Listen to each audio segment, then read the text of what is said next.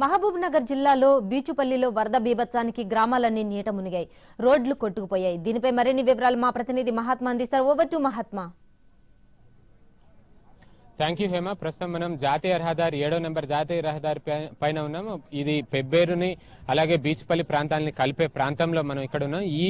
ఈ హైవే మీద నుంచే వరద నీరు, కృష్ణా వరద నీరు ఉధృతంగా ప్రవహించింది. ఈ ప్రవాహ వేగానికి మనం ఇటువైపు చూస్తే గనక ఈ రోడ్డు రెండు వైపుల్లో ఒక భాగం పూర్తిగా కూడా డ్యామేజ్ అయిపోయింది.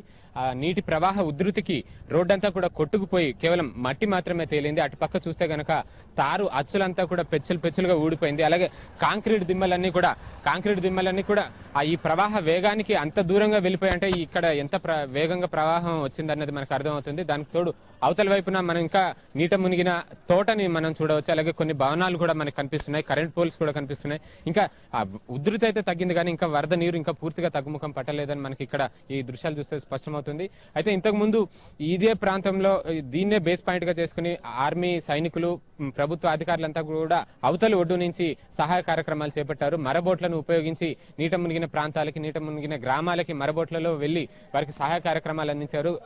అలాగే వరద నీటిలో చిక్కుకున్న వారిని బోట్ల సహాయంతో, కొన్ని ప్రాంతాల్లో హెలికాప్టర్ల సహాయంతో కూడా రక్షించడం జరిగింది. మనం ఇంకా ఇటువైపు చూస్తే గనక ఈ గుర్రంగట్టు అనే ఒక గ్రామం మనకి కనిపిస్తా ఉంది. ఆ గ్రామానికి సంబంధించిన కోళ్ల ఫారాలు అలాగే కొన్ని భవనాలు కూడా కనిపిస్తూ ఉన్నాయి.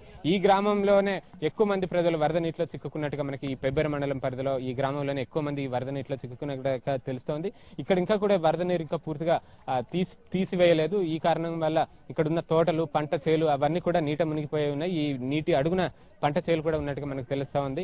ఈ గుర్రంగట్టు గ్రామానికి ఆర్మీ మరబోట్ల సహాయంతో వెళ్లి మరబోట్ల గ్రామస్తుల్ని సురక్షిత ప్రాంతానికి చేర్చడం కూడా జరిగింది. వాళ్ళంతా ప్రస్తుతం రిహాబిలిటేషన్ సందర్భంలో పునరావాస కేంద్రంలో ఆ షెల్టర్ తీసుకున్నారు. అక్కడ వరద నీరు పూర్తి ఉధృతి తగ్గి ఆ గ్రామం అంతా కూడా ఖాళీ అయితే తప్ప, వరద నీరు అంతా కూడా ఆ గ్రామం నుంచి ఖాళీ అయితే తప్ప వాళ్ళు అక్కడికి వెళ్లే పరిస్థితి లేదు. మరొక ప్రమాదకరమైన పరిస్థితి ఏంటంటే ఈ నీరు తగ్గినా కూడా ఇప్పుడు